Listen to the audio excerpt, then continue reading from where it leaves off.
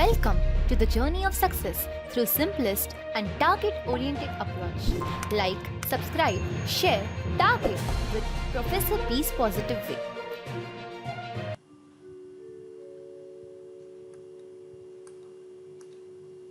नमस्कार विद्यार्थी मित्रो, आज आपण संरक्षण संदर्भातील जनरल नॉलेज किंवा सामान्य अध्ययनाचा अभ्यास करत असताना भारतामध्ये ज्या काही इंटेलिजन्स एजन्सी आहे, ज्याला आपण खुफिया एजन्सी असं म्हटलं जातं, त्यामध्ये रॉ आणि IB या दोन एजन्सीचा महत्वाचा उल्लेख केला जातो. या व्हिडिओमध्ये रॉ आणि IB यामध्ये काय फरक आहे, रॉ आणि IB यांच्या फंक्शन्समध्ये असणारा फरक, याही पलीकडे इतर देशामध्ये कुठल्या एजन्सी काम करतात आणि रॉ आणि IB या दोन एजन्सी क्रिएशन करण्यामागील काय उद्देश होता, का क्रिएट झाल्या, हे आपल्याला या व्हिडिओमध्ये पाहायचं आहे. हा व्हिडिओ जर तुम्हाला मनापासून आवडला असेल तर तुम्ही 4 पद्धतीने थँक्यू म्हणू शकाल. 1, या व्हिडिओला लाईक करून. 2, हा व्हिडिओ मित्रपरिवारामध्ये शेअर करून. 3, टार्गेट कॉम्पिटिटिव्ह एक्झाम या चॅनलला सबस्क्राईब करून. आणि 4, भविष्यामध्ये अशा अनेक व्हिडिओ बनवण्यासाठी मला तुमच्या मोटिवेशन आणि सहकार्याची गरज आहे. या व्हिडिओच्या शेवटी दिलेल्या पेटीएम नंबरवर आपण एक व्हॉलंटरी डोनेटर व्हावं, ही एक आशा आणि अपेक्षा. Let's target competitive exam with professor बीज पॉझिटिव्ह वे.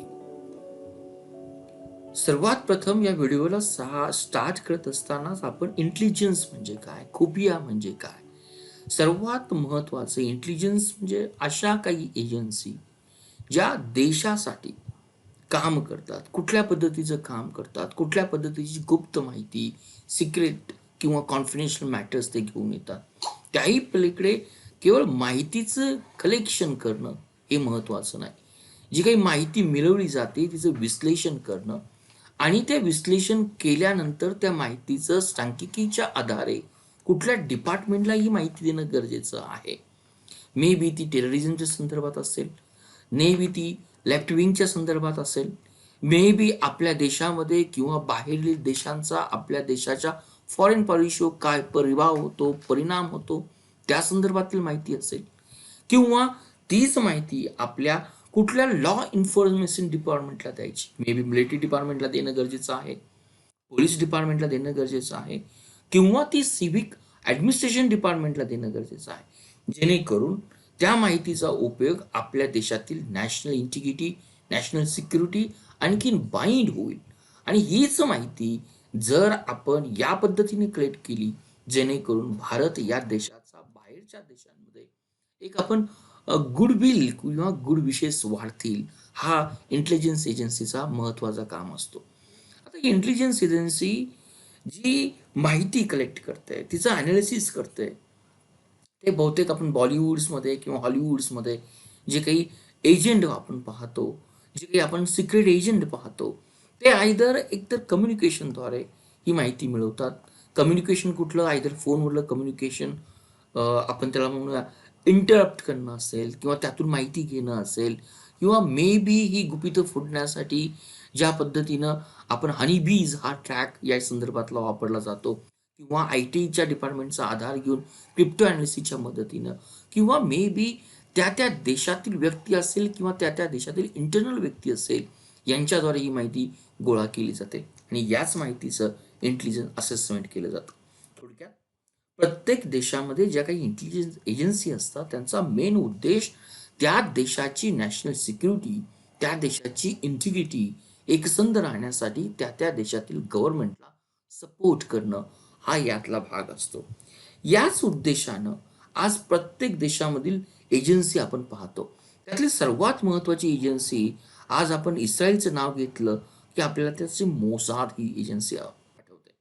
त्याचबरोबर ज्यावेळेस आपण बॉलिवूडचे चित्रपट पाहतो, बॉलिवूड बरोबर आज हॉलिवूड म्हटलं की आपल्याला प्रत्येक हॉलिवूडच्या चित्रपटामध्ये आपल्याला ही सेंट्रल इंटेलिजन्स एजन्सीचं नाव दिसतं.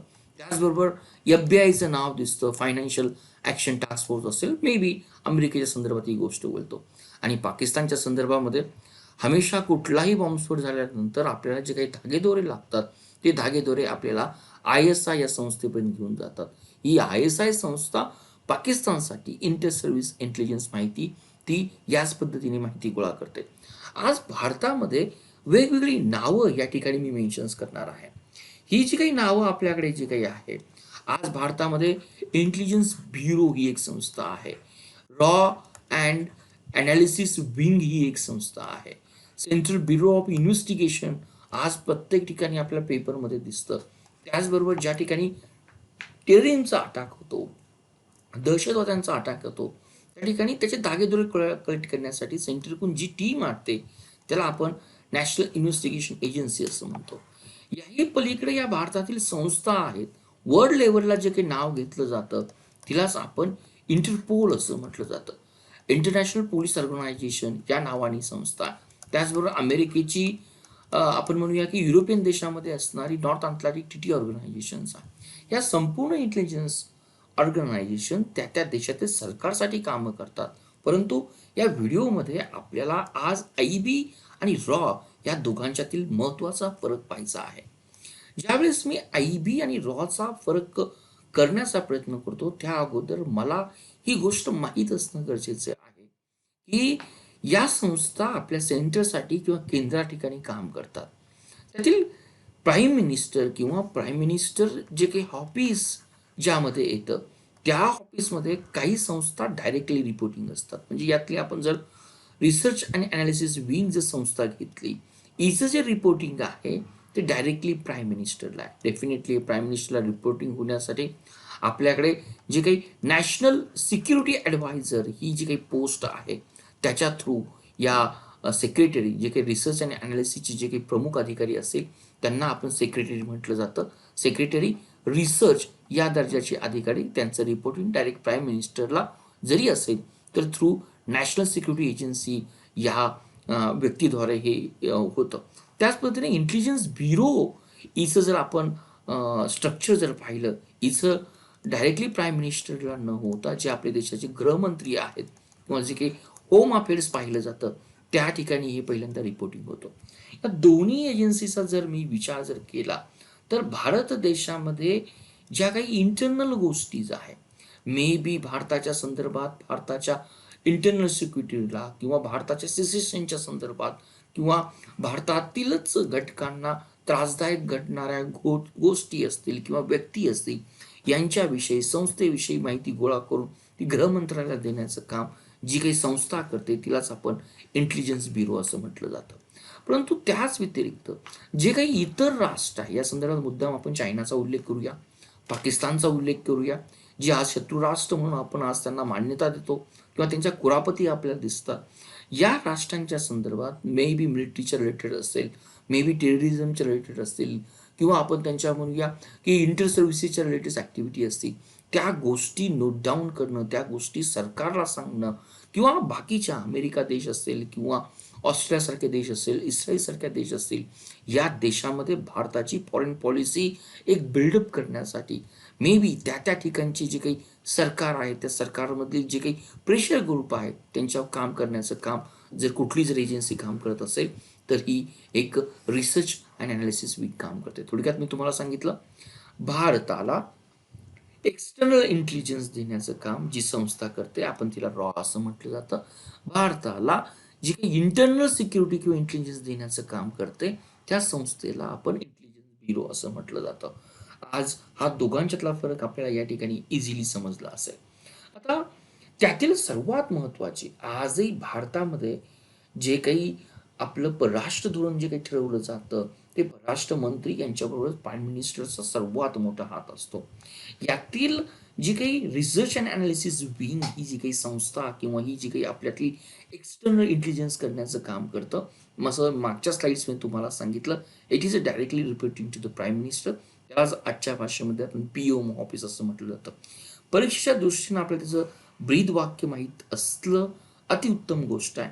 धर्मो रक्षती रक्षिताः म्हणजे लॉ प्रोटेक्ट्स. लॉ कुणाला प्रोटेक्ट करतो? जेव्हा आपण लॉचं रक्षण करतो हा त्याचा अर्थ या ठिकाणी होतो.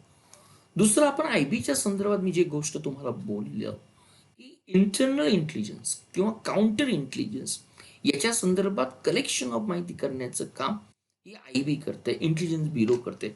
आणि या संस्थेचं उद्देश जे काही आहे ऑलवेज अलर्ट, ज्याला आपण जागृत अहर्निश असं म्हटलं जातं. आता आपण या दोघांच्यातला महत्वाचा फरक जो पाहूया.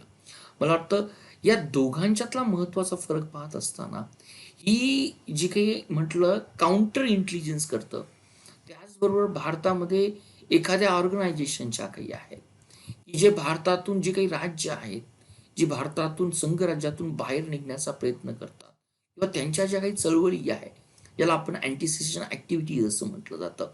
भारतातील जो काही भारतातच राहून देशाविरुद्ध जो टेररिझमच्या ऍक्टिव्हिटी करतो, त्या संदर्भातील किंवा इवन भारत देशातले जे काही बॉर्डर देश आहे, त्या देशातून जर ट्रॅफिकिंग होत असेल, मे बी ड्रगच्या संदर्भातील असेल, परंतु या ठिकाणी महत्वाची गोष्ट मी तुम्हाला सांगितली की IB ही जे काही इन्स्टिट्यूशन्स आहे, त्या मेन इन्स्टिट्यूशनचा महत्वाचा उद्देश भारताची इंटिग्रिटी ही अबाधित राखणं आहे. त्याच दृष्टीनं जे काही भारताच्या इंटिग्रिटीला बाधक ठरणाऱ्या गोष्टी, व्यक्ती किंवा संस्था, ते जे काही काम करतात त्यांच्याबद्दलची माहिती गोळा करणं, ही इंटेलिजन्स ब्युरो आपण काम करतात. आज दुसरं इंटेलिजन्स ब्युरोच्या संदर्भात कधी सर्वात स्थापन झाली, सर्वात एक गोष्ट आपल्याला माहीत असणं गरजेचं आहे की ज्यावेळेस आपण स्पर्धा परीक्षेचा अभ्यास करतो, ज्यावेळेस मी 1857 हा शब्द पुकारतो, त्यावेळेस सर्वांना आठवतं एक सैनिकांचं राष्ट्रीय बंड आपल्याला ते आठवतं.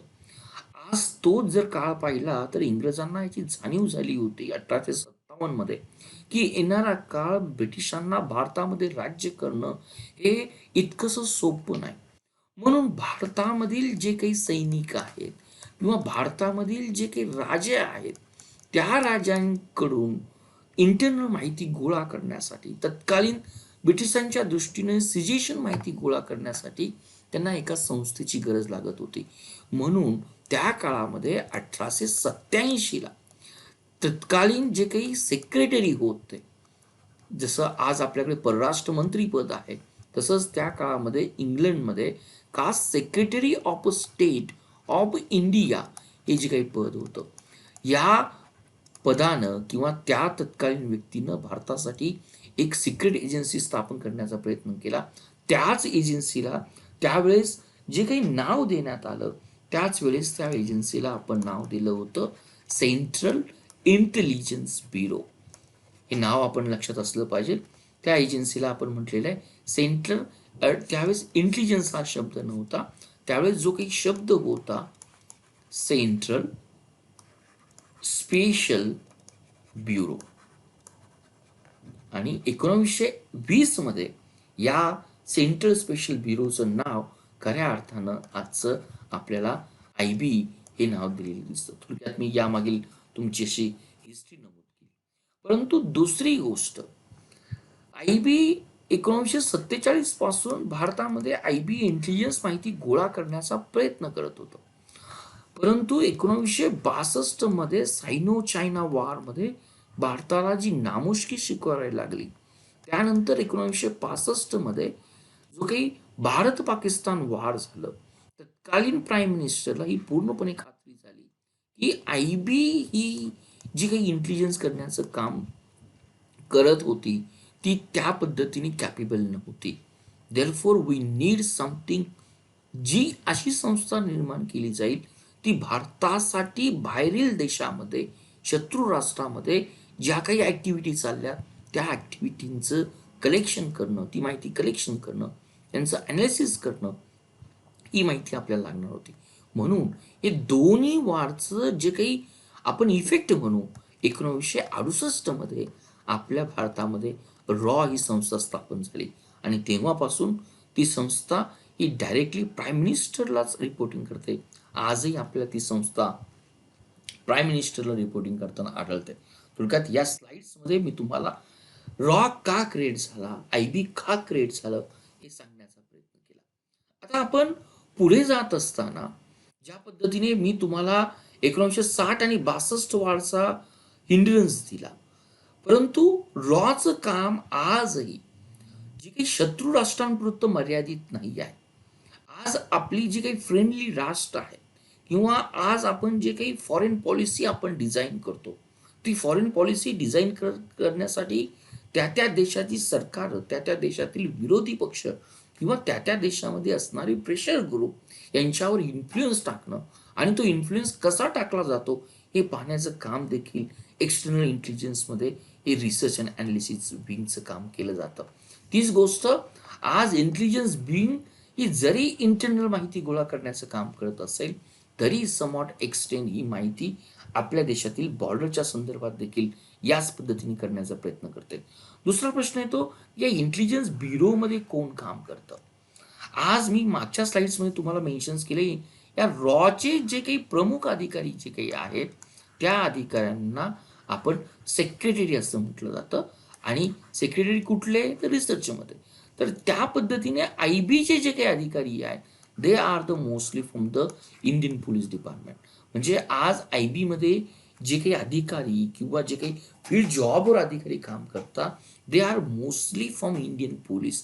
त्याचबरोबर समॉट एक्सटेंट ते मिलिटरीमधील देखील अधिकारी असतात. परंतु आज रॉचा जर विचार केला तर रॉचं ऑपरेशन कसं चालतं, रॉमध्ये ऑर्गनायझेशन कसं आहे, इट इज व्हेरी क्लासिफाईड. हा क्लासिफाईड शब्द आपल्याला माहीत असणं गरजेचं आहे. क्लासिफाईड याचा अर्थ सिक्रेटली. या क्लासिफाईड शब्दाला आपण कवर्ड शब्द असं म्हटलं जातो.